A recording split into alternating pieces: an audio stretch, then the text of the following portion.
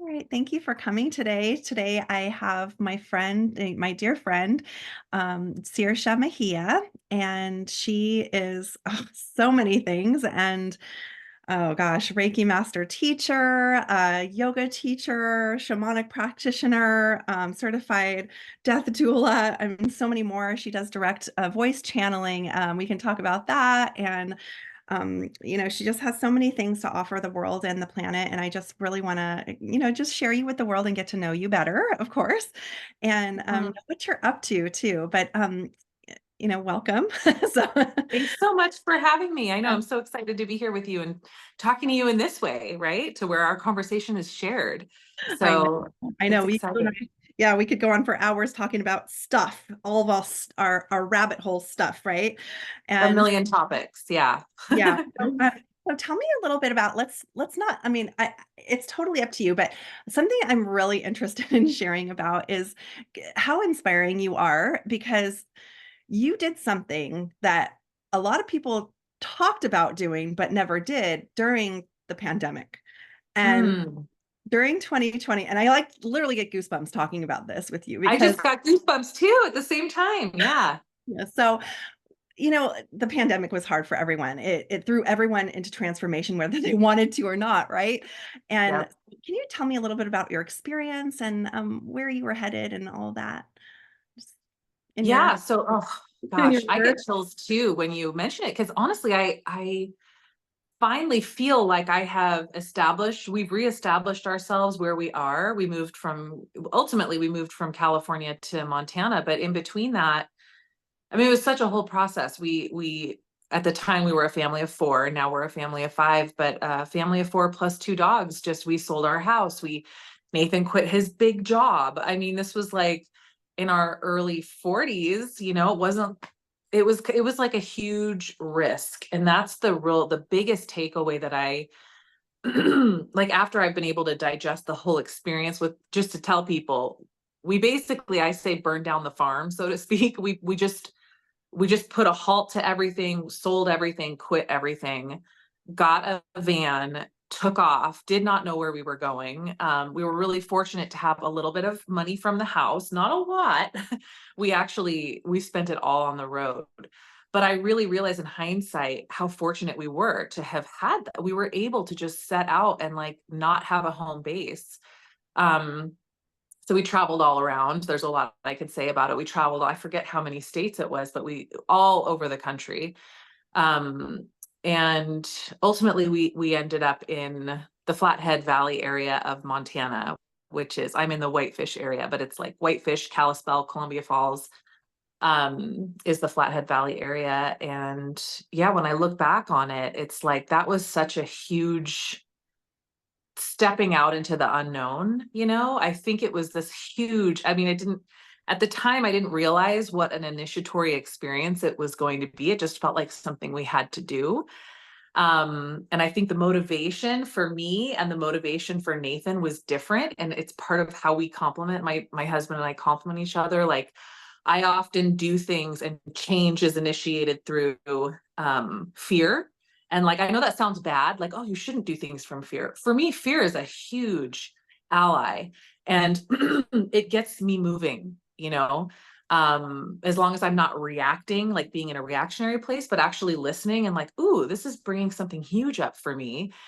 And it allows me actually somehow, I don't know why this is, but I get brave in the face of fear. And so then I'm able to take a risk where otherwise I might have felt comfortable. Yeah.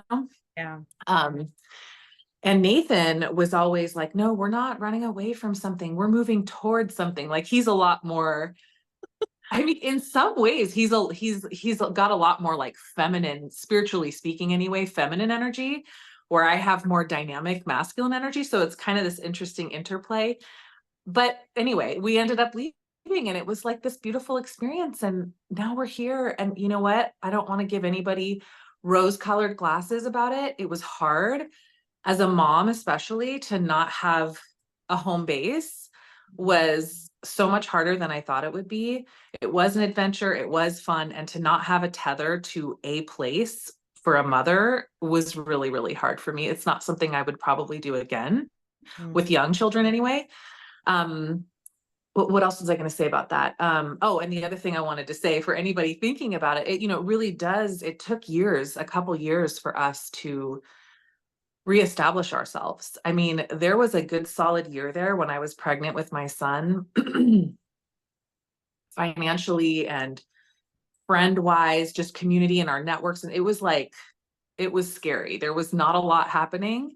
Mm. So we had to move through that, and it totally worked out. And it was like, this is one of those cases where, um, without taking that risk and being willing to step into the unknown and step away from all the good things, people are like, why would you leave this? You have all the things, you have the house in LA, you've got, why would you? And we just had to, we just knew we had to follow the call and we trusted it. So ultimately it worked out. Yeah. And so, yeah, So I talk about that a lot, like taking a risk and then we get a reward. Like we don't know what the reward will be, but it's so much more than just internal reward too, right? Like it brings yeah. blossoms of things that you can't even imagine. And so, can you tell me a little bit about like where you live now? Like what Yeah. is So, it by the way, I just want to highlight what you just said, because that's so important, right? Without like the best things, if we look back, Yeah. and it might not always be the case, but for me, the best things came when I took a risk and Wow. did something scary and was afraid. The fear came up and I did it anyway, right? Like that's such an interesting thing to note. I just wanted to highlight what you just said. Yeah, yeah, sure. So where I live now, I'm looking out this picturesque window at a beautiful pond. I actually live on a ranch here in Whitefish. And I didn't tell you this yet, and I can tell you in a different, we're moving. We're going to stay in the area, but Oh, we're moving in October because they're going to start, they're doing a lot more things here. A lot of it has shifted and changed since we moved on here 2.5 years ago. So yeah, we're in the process of it will be a little bit of good upheaval. We're making some changes, but yeah, we've been living in this place where I'm like living out in the middle of nowhere with just the animal kingdom all around me, speaking to me every day, otters and sandhill cranes, bald eagles. I mean, fox, skunk, bear, mountain lion. I mean, here, all right here in this vicinity. So sorry to any animals I didn't name. There's so many here. yeah, So it's been amazing. It's been amazing here. And I feel so blessed and lucky that we've had this experience. yeah. And I think, with a lot of things that are changing here, and we were invited to stay for those changes, but as a family, it would have created a lot of upheaval for us ongoing, like they're going to do a lot more retreats. We would have had to do a lot of shuffling around. Gotcha. And I just don't want to do that. I just don't want to do that anymore. Yeah, So yeah, we're leaving on good terms, but and we have another 3 months here. So yeah, that's yeah. wonderful. And so, like, Yeah.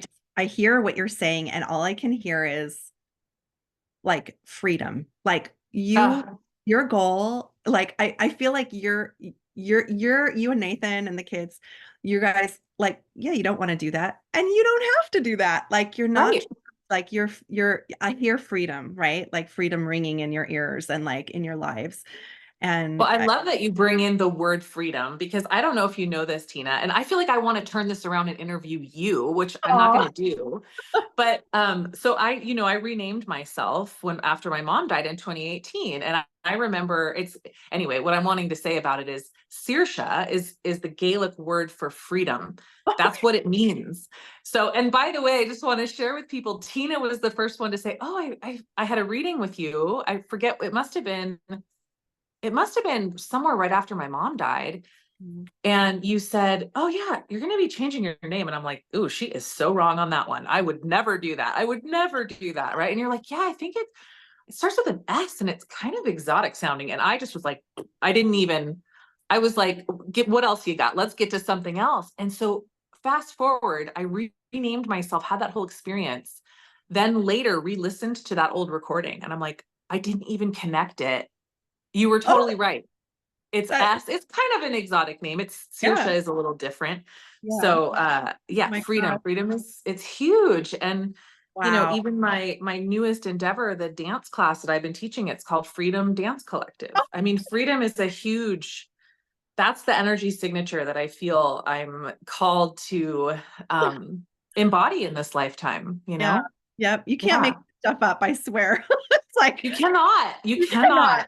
Yes, yes. Yeah, Yeah, so you also had, like, such an interesting relationship with death, and yeah, also it evolved, right? And, it's ever changing with everyone, right? But, would you mind sharing a little bit about your grief, or, how it yeah. played a role in your life and how it is now? Um, Oh my gosh. I mean, Loaded question. no, there's just so many things there's so many threads that immediately went, "Boop," and I could just pull on one of like 8,000. So I'm trying to figure Yeah. out which one to pull on. Um, so yeah, so just to tell people I mean, I think grief has been an ally of mine for much of my life. Mm, In hindsight, and like retrospectively, I'm able to see that, yeah, even as a kid, I was sadness is not a difficult feeling for me. Anger is, you know how some people have different feelings that like some people just cannot feel or touch sadness. And so they come off as real passive aggressive or whatever, because the deeper thing, the sadness is hard to touch. yeah. For me, it's kind of switched. It's more like the anger that's the really vulnerable thing underneath. But sadness is something that I feel well versed in, to the point where I can call grief an ally. I don't want to be thrown into grief anytime soon again, but in a sense, I kind of feel like I'm always grieving something to some degree. I know that sounds No, it sounds, um yeah. yeah, I mean, I just feel like there's so much backlogged grief in our culture, and Mm, ancestrally speaking, there's so much that we weren't able to feel, that I think now, as more and more people I mean, now we've got grief circles these days. We've got something like a death doula training. I mean, it's like, what the hell is that, right? yeah. So, and more people are doing this. So people, I feel like we're ready. Whatever earth changes are happening are inspiring this in us to be able to touch these places that have historically been really hard to touch. Like, we've been in survival mode for a long time. And so anyway, that doesn't really tell you much about my grief, but I just say that because I know that it's really hard for some people, and so those of us who feel like we can touch those places, I feel like I can be an example by speaking about it, by speaking about my grief, by sharing about it, creating containers. I have led a couple grief circles where people can come together and grieve in community, even if they're not grieving, but they're getting the example. And usually we have some kind of ritual involved in that. So we're physicalizing our grief, because some people have just a really hard time Mm, um, getting to those subterranean places where we can even access that. mm, And yeah, so the big thing in my life was my mom's death, right? My mom's suicide in 2018. And so that just brought everything to a whole other level for me, because it wasn't just something that was kind of a part of me, but I didn't really know. It was like, oh, I am actually in acute grief for the first time in my life that somebody that close to me has died. mm. Um, so yeah, I'm trying to think, what exactly would you like me to share But about it? I'm how did totally you get into, like, postpone, like, post your mom's transition?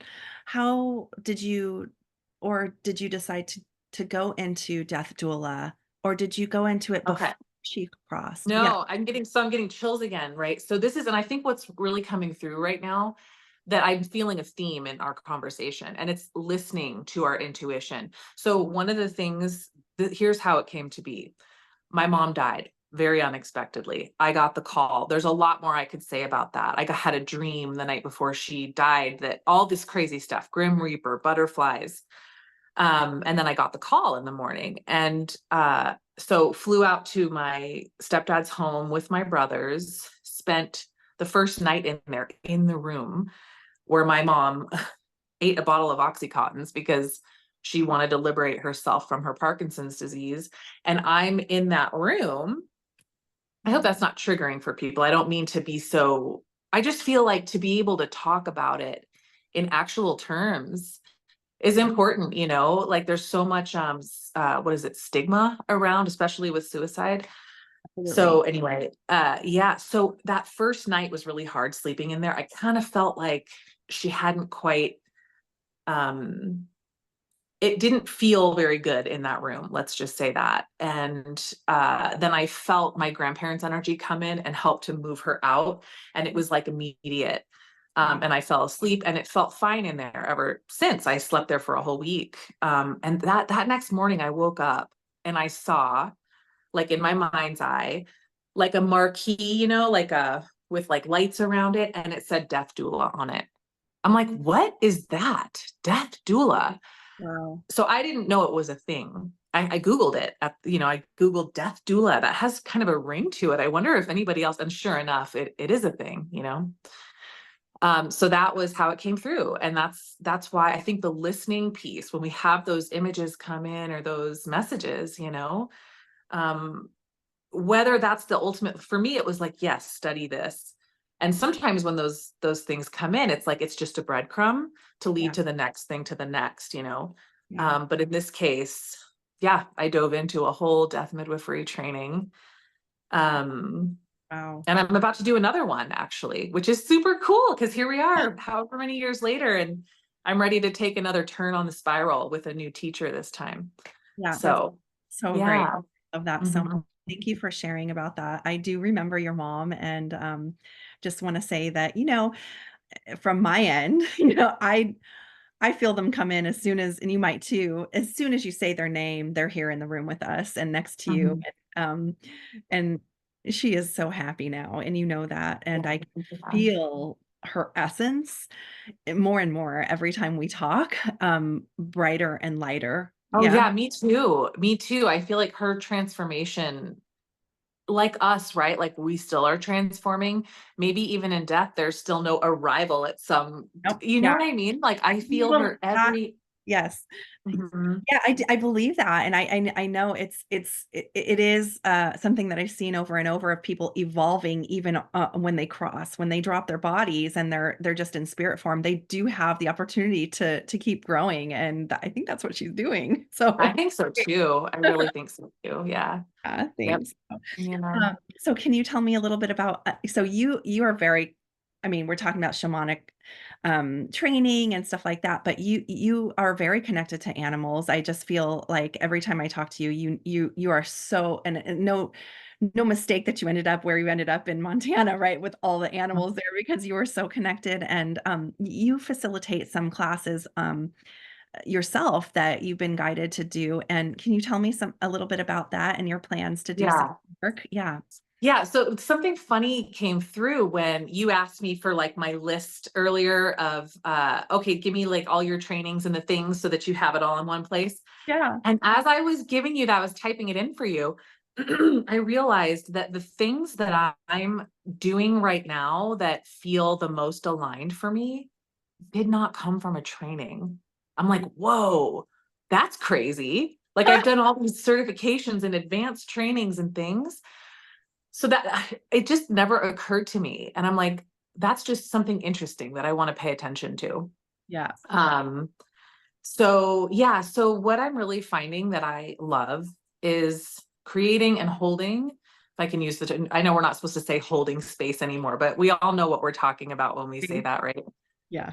Whatever, we're leading, we're facilitating a container for transformation, right? Personal work. And I think there's something about being in a group setting. So the ones that I've done over the last few years have been online, because most people at the time anyway, I've only really recently started making friends in person here, are elsewhere in the world. And so doing those online containers, having a different kind of a theme, and it's just evolved. And it's like, what's beautiful is that it's an exploration for me too. Like the first one I did was a whole year long deep dive into the what I would call the 8 points on the Celtic wheel or the seasonal wheel.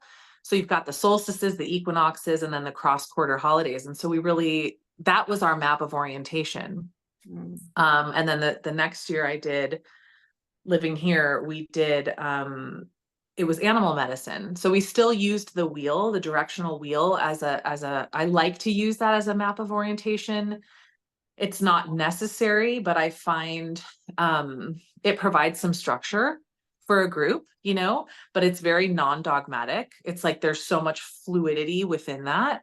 Yeah. There's really no rules. Some people might want there to be rules like, oh, the East means this or the what, and it's like, no, we're just actually, it might mean something totally different to you. We're just using this as a Right. starting, an entry point, a journey, and an ending to this time we have together. So the animal medicine one was really fun. And then last year I did the cacao class, which Yes. was a lot more informational Mhm. than it was experiential. A lot of the containers that I hold online are more experiential. We're doing drum journey work, we're doing community sharing and things like that. And I think we did some of that in the cacao class, but it was heavy on the information. Yeah. So I think it was like a lot of lecture and a lot for people to take in with their brains. Well, I think it's Um, amazing because it really, I mean, there's so much talk now about, people are moving away from Western medicine and going into the plant medicine, and the cacao is just such a lovely way to do that. And not a lot of it people is. know a lot about it. They know it's out there, cacao this, cacao that. There's so many different forms. Um, Yeah. what form do you use? Is Well, so it's a cacao paste. it It's called a cacao paste. It doesn't really look like when we think of a paste, we think of something malleable, but it basically is the cacao seed or bean. Some people call them beans. And it's processed. I say processed. It's not a processed food per se, but it does go through a process to get right? to the package. Um, so yeah, it's just the cacao seeds, the beans that are like fermented, dried, and then basically there's nothing added and there's nothing taken out. So like when you get a powder, a cacao powder, even if it says ceremonial grade, it will have been stripped just by nature. In order to get it to a powder, it will have been stripped or defatted, of the cacao butter, at Mhm. least the majority of it. So you're taking away a really important part of it. And sure, you can add a fat back into your drink. You can put some coconut oil or MCT oil or cacao butter. You can put it back in, but it just seems like an extra step that's not needed. So I like the paste because it's a whole food, it's not adulterated in any way. And I think that's the purest of the medicine. Yeah, I love that. Yeah. So Thank you for mhm. sharing that, because I try to explain it to some people sometimes, and like what the medicine has done for me. Um, what would you say? I want to hear it because you're just explaining everything so perfectly. What would you say that the initiate, like, not an initiation, but it's different for everyone. It's like you could drink it for a few months and not feel anything. But my initial drink from a cacao that you had showed me that you use, it was like I opened up. Something opened up in me and relaxed and was able to just be with it. Like, can you explain what your experience was and what it brings on for people? Well, you're right that it's different for everybody. Like everyone's going to have a different experience. For me, what I really love about it, and by the way, I drink Keith's cacao. I'm not, to plug them or anything, but that is my preferred cacao. I'm in this place of like being willing to experiment a little bit more outside. Yeah. Keith died recently, Keith Wilson. So yeah, I mean their product is still going, but yeah, I just want to kind of say his name That because he's been such a huge influence. He's just was an amazing human and still and is an amazing soul. So um so for me, I really found right away when I first started drinking cacao that it had this ability in my body anyway to do two things simultaneously: ground me, bring me into my body, and connect me to spirit at the same time. So that kind of was unique to me because a lot of practices out there, a lot of things we do, at least for me, would kind of do one or the other, would either make me feel really grounded and, feeling very earthy, or I would feel very open and connected to the ethers. mm, So cacao does both of those things at the same time. And it creates like, I want to say almost like this euphoric feeling in my body, not every time. I am a daily cacao drinker now. So sometimes I do drink it in the car on the go, but when I'm drinking it ceremonially, or even sometimes when I am on the go, I'm like, oh, it just opens something up.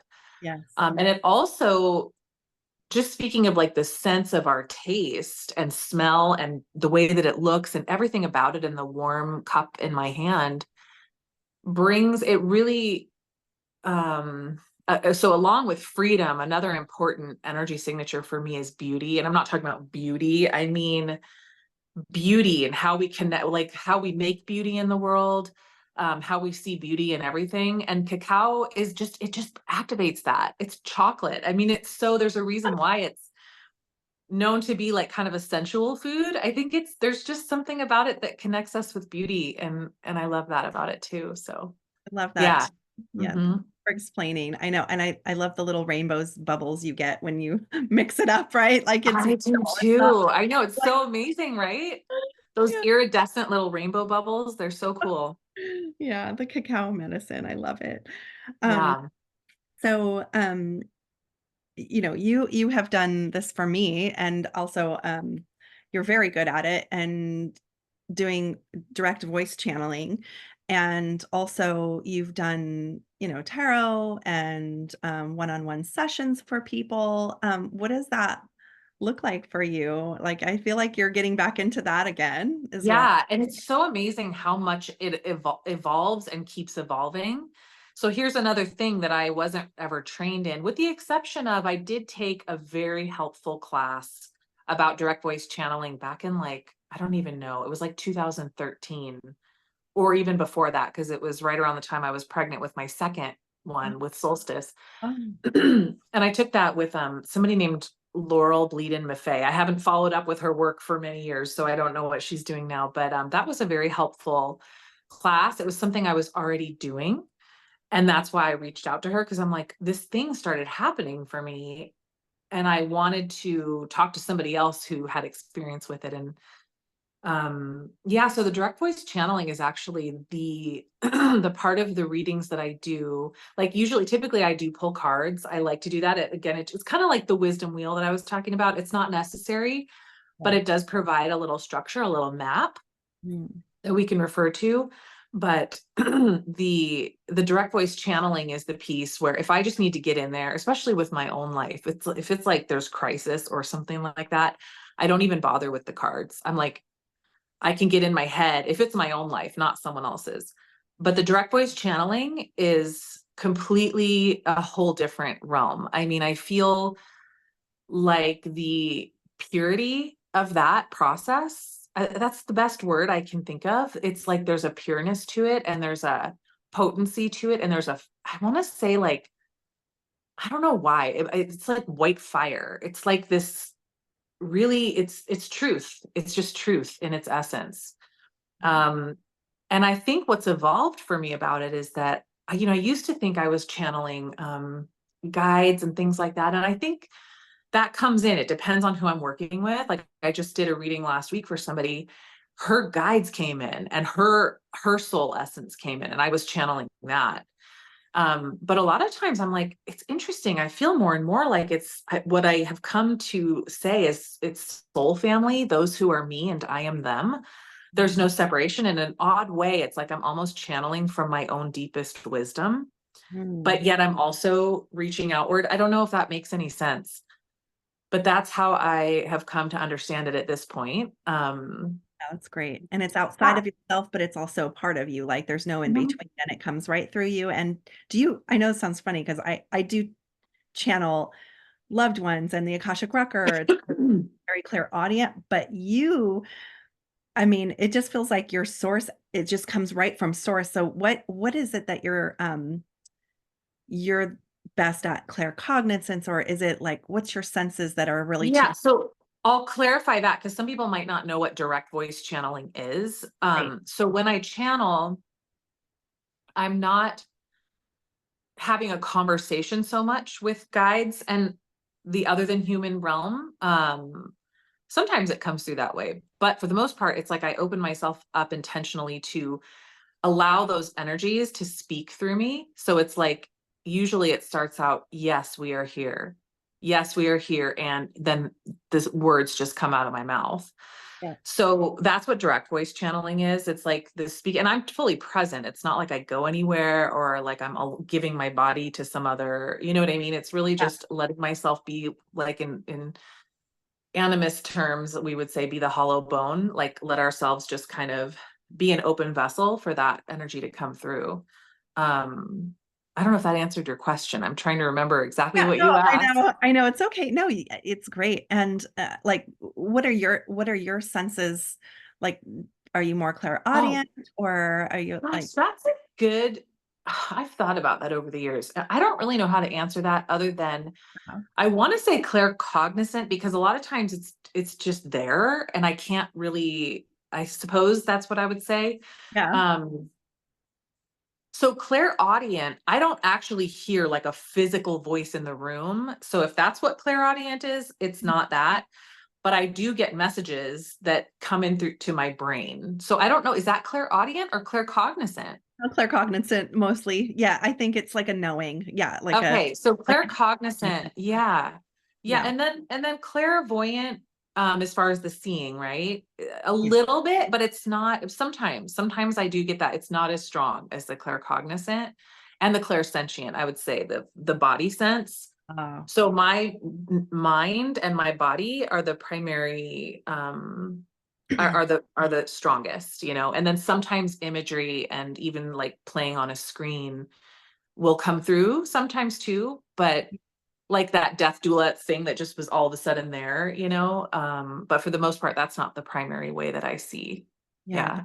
Wow, just amazing. So thanks for sharing Mhm. that. Oh my gosh, it's just I could go into on and on about like what you're doing, what you're up to. So what are you up to now? Like right now, coming forth to the surface, it's ever evolving and changing, right? But what are Yeah. you most interested in working with right now Well, per yeah, the biggest thing for me right now is the free form dance. And that's again, that's something I haven't received training in. You can receive training in it, and I do have teachers.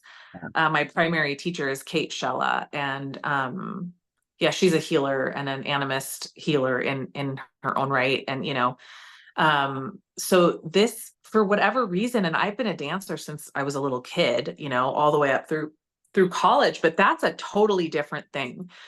I stopped dancing. I was shamed in a dance class by a male dance teacher in Mm, college, and I never went back. I was like, I'm done.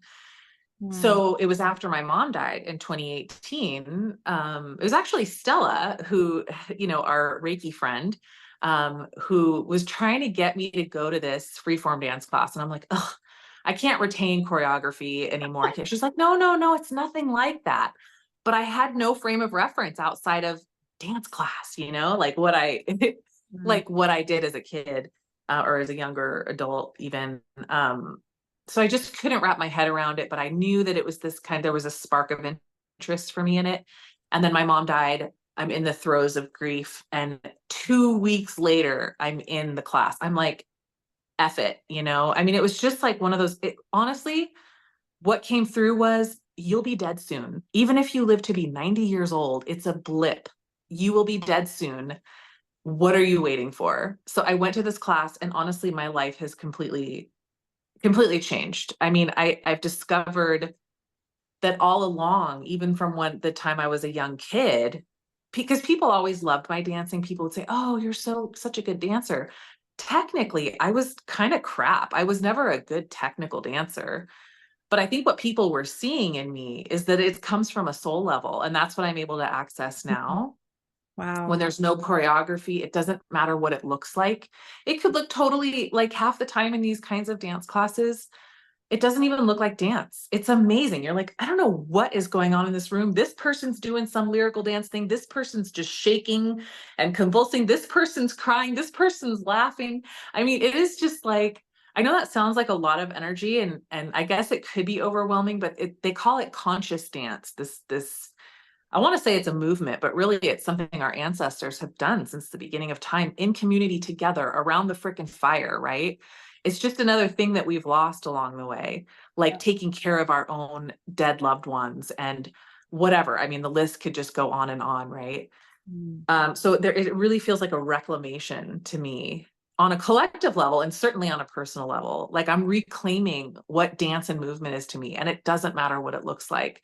And it's not performative, and it's not here for you or the outside eyes or to be judged, or you know what I mean? It's literally like it's an embodiment practice, and so much we're able to access through free form movement. You know, there might be gentle cues, and I will cue certain things, but it's like take it or leave it. You know, I might say, oh, try to find a different spot in the room, or drop your head, or, you know, and people can take those cues or not, you know. Yeah. So that's like my biggest passion at the moment is that. I do have here where I live, um, a weekly, my business partner, Michelle Richards, and I created Freedom Dance Collective, and Kendra Iman. I want to mention her too, because the three of us created it and Kendra has since left. So it's Michelle and I doing this, and people are hungry for it. People are hungry for community movement, like coming together, being able to process something and talk about it in a little integration circle at the end. I mean, it's all I want to do. It's like it's at the forefront of everything for me at the moment, you know. So I'm loving it. Um yeah. Yeah. So cool. And then how can we reach you? I mean, you have your website, right? SaoirseMejia.com or Yes, okay. SaoirseMejia.com. It's spelled kind of funny. SaoirseMejia.com. SaoirseMejia.com. And it's the basic information is on there. I do have to update it a little bit because there's nothing about dance on there. So I haven't, you know, for at least a couple of years, I haven't updated it, but there's a lot on there. People can find me. But my Instagram page is probably a really good way because I'm so active on there. Yeah. So I have my Instagram page, which is private. Anyone who's listening to this is welcome to follow me. I'm not picky about that. As long as you're not a bot and you're not a troll, I approve you to follow me. But I'm Great. very like, I have it set up privately because I feel very protective of that space. Like, there's so many interesting things and copycat accounts and weird scams. And so I Yeah. try to minimize that. And that's why it's set up privately. But I am very active on there. I think it's underscore Mejia. And then my Freedom Dance Collective page, even though that's kind of a local thing where I live, that might also be a good one to follow, because if anybody's interested in freeform dance and kind of what it's all about, that might be something interesting. Yeah. And I am offering this summer. I feel like I'm talking about myself so much, and that's you silly. We could should. have talked about so Should. many other topics. Yeah. But I do have an online. So this is actually my first time offering an online movement freeform dance Oh, circle. It's called Embody, and it starts June 25th. I think the last Sunday in June, and we're going to do every other week until oh, the last Sunday in August. So there's that's available for people if anybody wants to check that out. that's so great. Yeah. I'm so excited to do I just want to see all the things and just like, Yeah. I'm getting the messages like listen to your soul, listen to your, your heart, let your heart guide you. You're a perfect example of that. And you're just so inspiring. And I just know that I just know that this is like a blip, like you said, of what you're going to be doing in the future. And like just watching your kids grow is so cool too. And if there, Yeah. yeah, so I mean, yeah, we could have talked forever, and we're going to again. And don't worry. So do you know? This is so funny. It's like it doesn't even like I laugh at myself. I'm like, why am I asking these people? But it's just so interesting. Like, what's your sun, your moon, and your rising sign? Do you know what they? Oh, okay. Yeah, I do actually. So my sun sign is Virgo. I'm the last day Virgo though. So Libra is really heavy in my chart actually. I think there's like, I forget how many times Libra shows up in my chart. It's like at least like four of the planets are in Libra. Okay. So I'm like, I've got a lot of Libra, but yeah. So Virgo is my sun. Yeah. My moon is Libra. My rising is Aries. Oh, So yeah. I have one of those in my life. Yeah. My Mhm. my son is a rising Aries too. Yeah. Is Aries a fire sign or an air sign? I don't even know. Fire, I think. Fire. Okay, that makes sense. Yeah, because there's definitely fire. And as much as like I said, it's hard to access anger. It it's very, when it does occur, it's a spontaneous, like, it's definitely activated. And I think I like to say that it comes from passion a lot of times, you know. Oh, yes, very So passionate. Yes, what's and your sun, moon, and rising? Am I allowed to oh, ask you that? yeah, sure. I'm a Pisces sun with a Okay, Gemini I knew that. yeah, a Gemini rising and a Scorpio moon. Oh, wow. You're a Scorpio moon? Yeah. Okay. Yeah. Yeah, I have a lot of Pisces in my chart. I do have like tons of water. I have no earth signs. I think my actually I scratched that. I think I have a Chiron in Taurus or Okay. yeah, something like that. But Wow. yeah, I'm very watery. My Yeah. Oh, that my makes so Mars, much sense to I me think my for some Mars is reason. yeah, my Mars is in Cancer. I'm very watery. Okay. Yeah, very Yeah. Yeah. deep. I think my Mars is actually in Scorpio. I Wow. just am remembering that. I don't have them all memorized, but I remember having somebody did the bare bones of my chart recently, and it was nice to have that because astrology is not a modality that I easily absorb really. It's just like, you know, astrology, human design, those kinds of things that are very involved and takes a lot of like a lot of your brain energy. I Exactly. just not, I'm like, just, I just want someone else to tell me, like, just tell me. I don't want to learn about this. It's too complex. It's too complex. But Yeah. yeah, it was nice to get the bare bones done. And I learned that my Mars is in Scorpio. There's all kinds of interesting things that just made so much sense. So yeah, Yeah, that's so cool. maybe So you need to interview an astrologer too. oh yeah, I've done that. I've got one this afternoon too. You Yeah, do? Oh, yeah, I'm doing my friend Alex, so we'll get him again. I've had him on yeah. before, but yeah, he's he's great, and Yeah. Cool. I learned a lot from him. But again, not interested in learning that. I'm totally intrigued, but it's so complicated, isn't it? It's It really is. It really is. And then you have this whole human design oh, thing, which it involves some astrology. I don't even know exactly what it involves, but it's like the most in depth. I had a friend, my dear friend, was trying to. I'm like, I can't just. Can you just do it for me? Because I don't want to learn that. It's like there's so many other things that I want to learn right now. Um, I that's just don't have the bandwidth. You can't I do it know. all, you Yeah, know? can't do it all. I mean, we want Yeah, to, but yeah. yeah. Yeah, the human design is very interesting, and someone did that for me too, and it totally made sense. But yeah, again, I'm like, whoo, that's complicated. I'm like, thank you for sharing, though. Yeah. Do you remember what your primary thing? So I'm a manifesting generator, apparently. You Oh, don't okay. remember what your, if you were a manifesting generator or I can't okay, remember. curious. Yeah, I can't Yeah. remember. I have to look that up again and find out. Yeah. But I feel like manifesting generator or generator, it's a little bit more, there's more of us, you know? okay.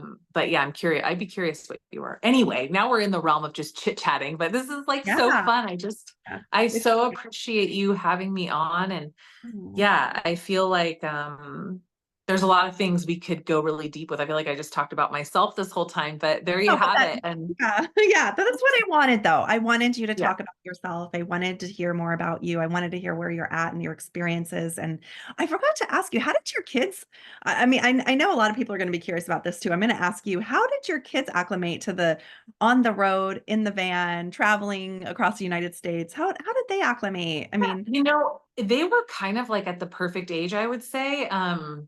yeah. Let's see, how old were they? Well, they're 10 and 12 now, and it's 2024, and that was 4 years ago. So I have a lighter in my hand because not because I'm going to go smoke, but because I was about to light my sage. I just feel like I have to tell people that.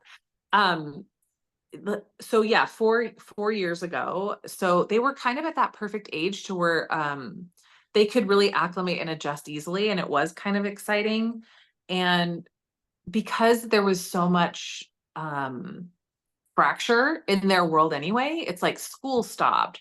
They had like online school. It was just so weird.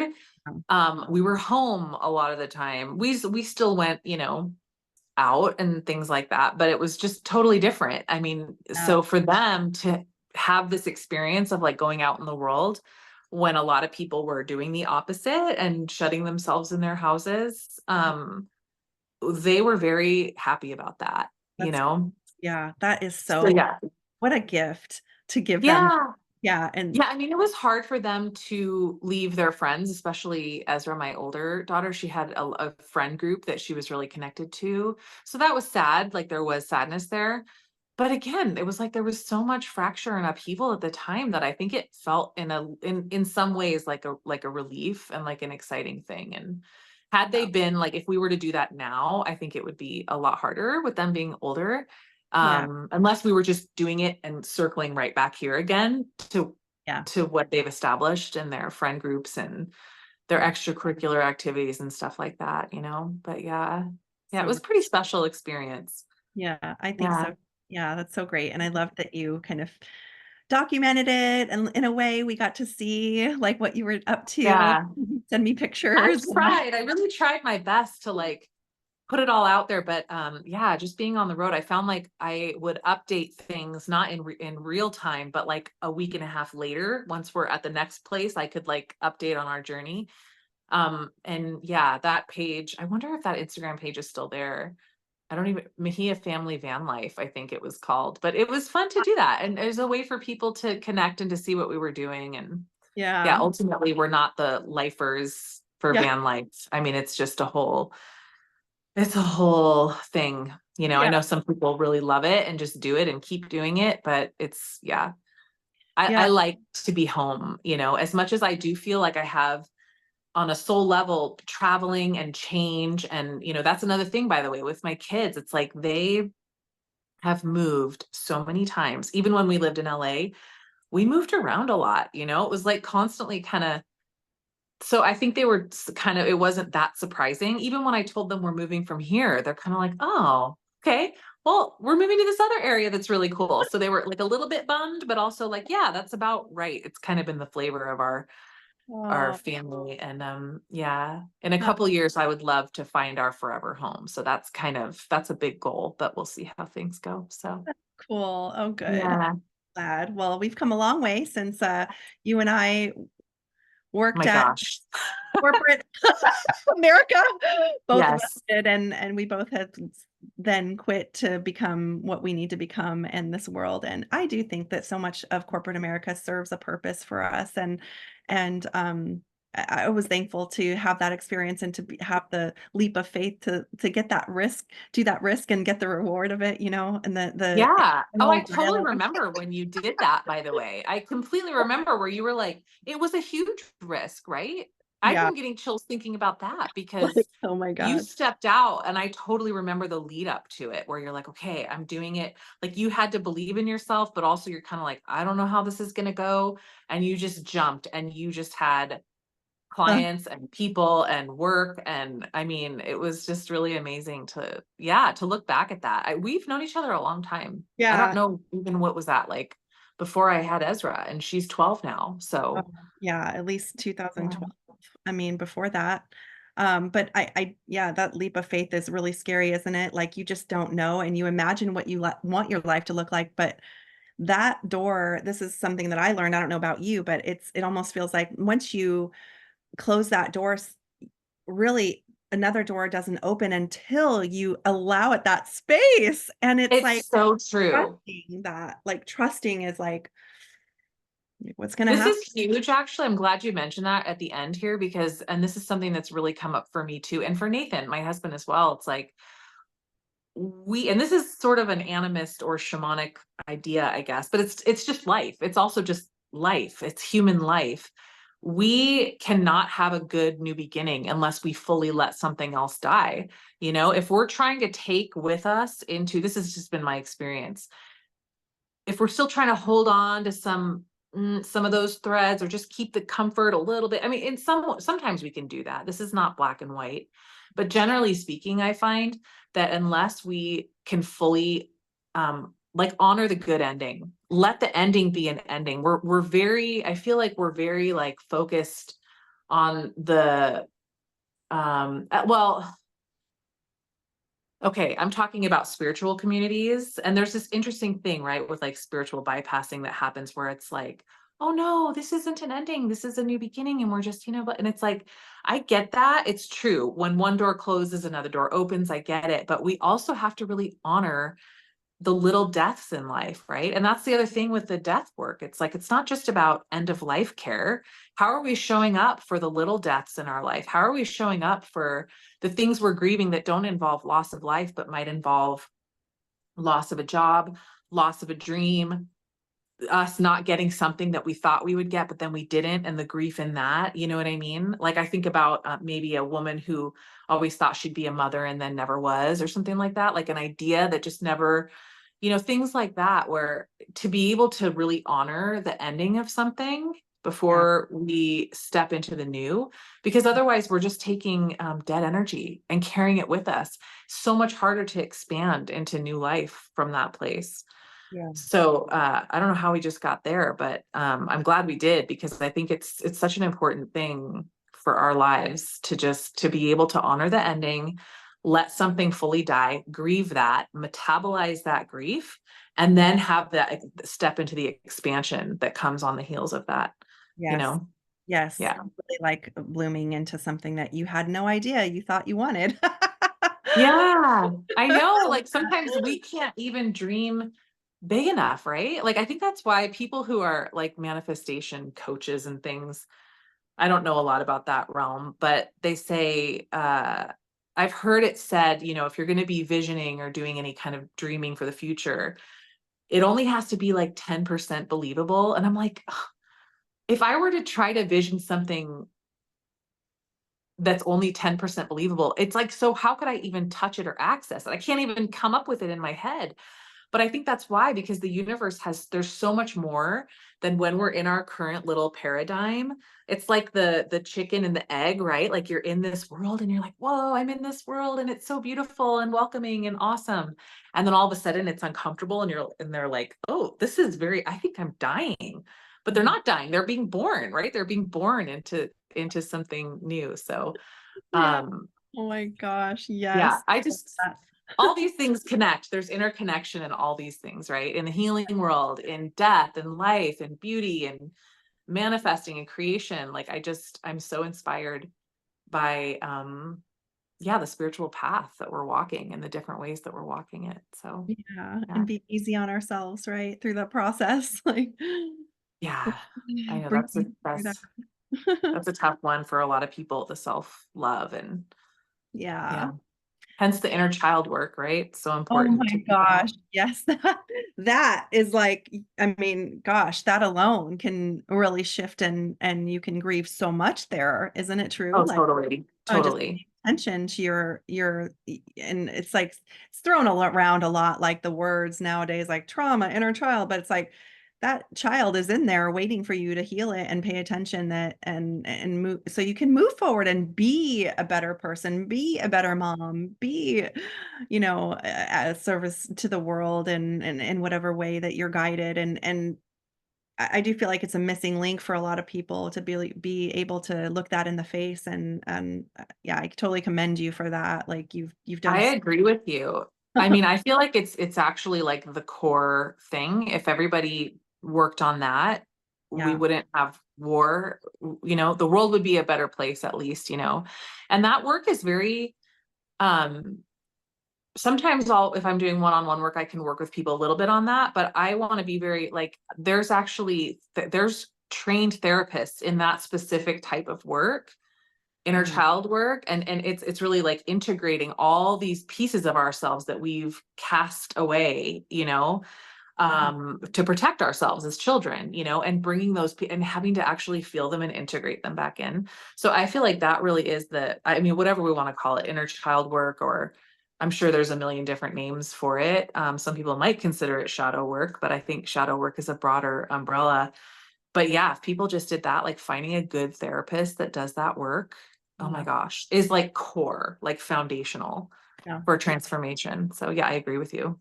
Yeah. Thanks, Nick. Thanks. My old name. I'm gonna call you your old name. It's like that's deep embedded in my heart, but I do have a new one, and it's But Saoirse. we're talking about inner child though. What do you think Yeah, her name isn't that? is? You Yeah, were Nikki, yeah. Nicole. That was, that's what she went by. So I don't think it's a mistake that you have not done that in I don't know how long or if ever. So here we are talking about inner child work, and there must be, and you're such a medium. You're probably sensing that, right? Like my I little must have been. Nikki. Yeah, Yeah, little. totally. Yeah. Love Oh, that. oh my Yeah. gosh. Well, I love her and honor her and Saoirse, and I I adore you. Oh, I just am so grateful you came on and shared yourself and your experience. You're very inspiring, and just never stop being that creative you, and just paying attention to Yeah. your heart. And just thank you for showing me the way. And I will have you on again soon. And Yeah. any Well, last thank you for all, just words? thank you for all the work you're doing in the world. Like, I don't know. I just feel like, oh my gosh, you're bringing these conversations out through your podcast and all the other things that you do. You were by the way, my Eskimo into the spiritual Oh, realm. One of them early on, no way. early in my sobriety. I'll talk about that I'm sober. And yeah, and it was like just, and even in the insurance world and even with the Reiki, the very beginnings of that.